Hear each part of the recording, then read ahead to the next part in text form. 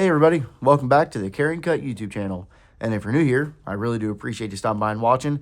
Don't forget to like and subscribe. It really does help out the channel, and I love interacting with everybody out there in the comment section. So today, we have another disassembly and maintenance video for you. So this is on the Herman Sting. If you guys missed the full review of this thing, make sure you go check out the previous video. Steven, the lanyard man, and his little man Dom were so gracious, gracious and nice to send this knife over to us. And this is one of those knives I never thought I would ever see on the channel or just ever hold in my hand whatsoever. So Steven, Dom, really do appreciate it, and let's go ahead and get right on into this thing. This is actually my second time disassembling this knife here. I forgot to put one of the washers in, so sorry, that was my bad. So if I'm not going to be not going to need too much cleaning or Locktite and all that kind of crazy stuff, because we just reassembled this thing. We got it dead center. Sounds good. Action is beautiful as ever on a Herman, like you would expect it to be. So let's go ahead and take this thing apart. We have a custom T20 that Herman sends with all their knives, plus we have the bearing, lube or oil, whatever you want to call it. So let's go ahead and remove this pivot out of here. Really like this awesome hardware.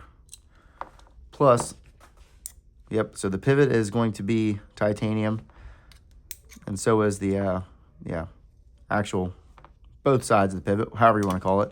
But all the rest of the knife is going to be titanium, which is very impressive. So let's go ahead and take these clip screws out. This one is going to be pretty small, and this screw is going to be the whole entire length of the knife. So it is a stretch of a screw, that is for sure. And these two body screws are going to be the exact same size. So this is when it is definitely important to pay attention to how your knife is coming apart and what parts go where. All right, there's our other screw, like so. All right, and our half separate just like that. We have our titanium backspacer right there. Our blade, beautiful blade, drop point of M398 steel. If you guys missed the review, I am definitely no metaler, just don't know about half the steels that are out there. But I know M398 is very special stuff, and not many makers are using this stuff here. So I think it was on a hardness of, what'd they say? It was 62 to 63 HRC. So that is very high, regardless of what steel that you're actually going to be using. So we do have two steel washers, whatever you want to call them. They're spacers or, yeah, some sort of spacer in there. It's not the bearing, that is just the spacer. But they that sits underneath of your actual bearings themselves. These are really nice. Of course, Polish custom knives, Herman knives make these washers in-house, bearings in-house. I'm just about certain of that. So I've never seen a multi-row bearing look quite like this. Definitely very impressive, that is for sure. You can really tell the quality that these guys are doing and why they are definitely custom knives. That is for sure. Okay, so we have this thing broke down all the way here. We have a backspacer, titanium backspacer. We got our pivot. We got our two spacers, two multi-row bearings, pocket clip, 4 hardware screws. That is all we got. So there really is not a whole entire lot going on with this thing. It is kind of strange how you fasten down the pivot from this side, but then put the backspacer in from this side. So that kind of threw me off the first time I took this thing apart, and it was kind of strange how it all went back together. So, all right, so there's our spacer. There's our bearing. We're going to go ahead and put a little bit of this lube that they provide you with. Okay, like so. Set that off to the side for now. Go ahead and get our blade. Insert the blade in there. And then we're going to go in with our other bearing.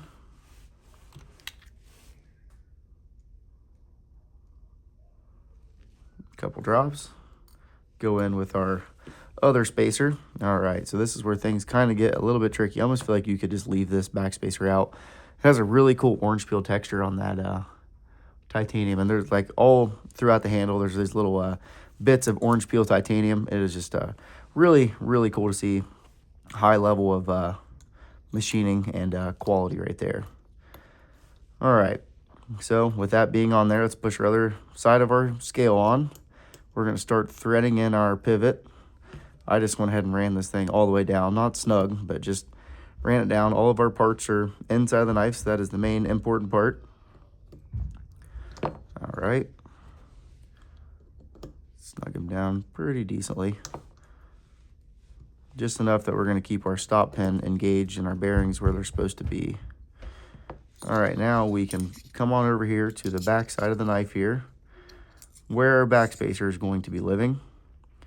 And this is kind of the tricky part, where I feel like it's just a little, to get these holes all lined up at the same time. Like I said, we already did this one time. We're just going to put another tiny little dab of Loctite on the threads there and see if we can get some of these started. We're almost there. It's really pretty tricky, especially in this lighting, to see exactly what we're doing.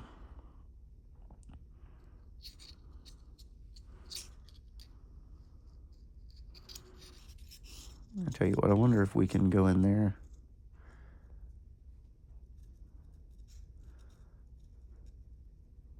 Like so. And try to start one of these.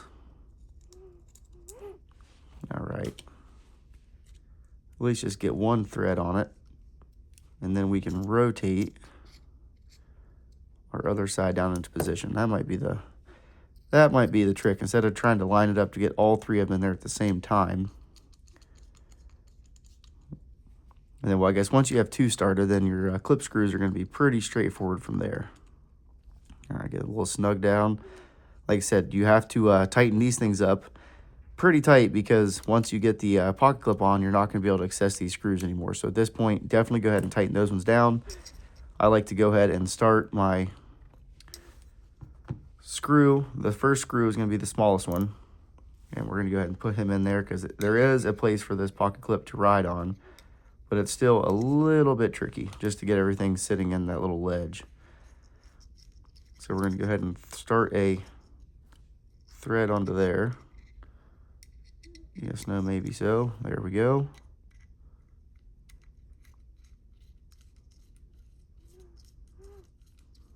There we go.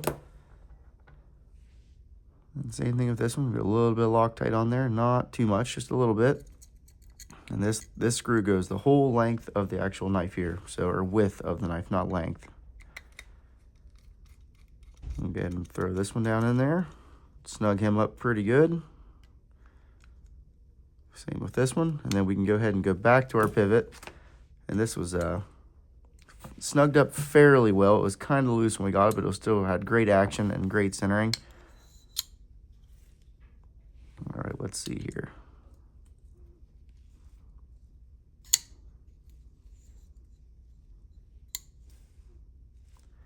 Pretty good. Go ahead and give it one more little gentle.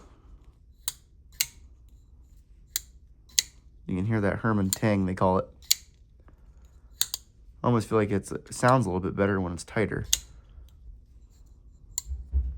I'll try to just maybe touch it just a touch back. Oop.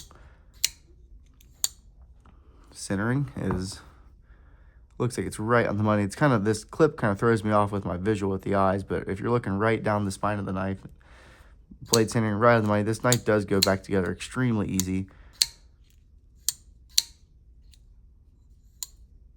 And super impressive.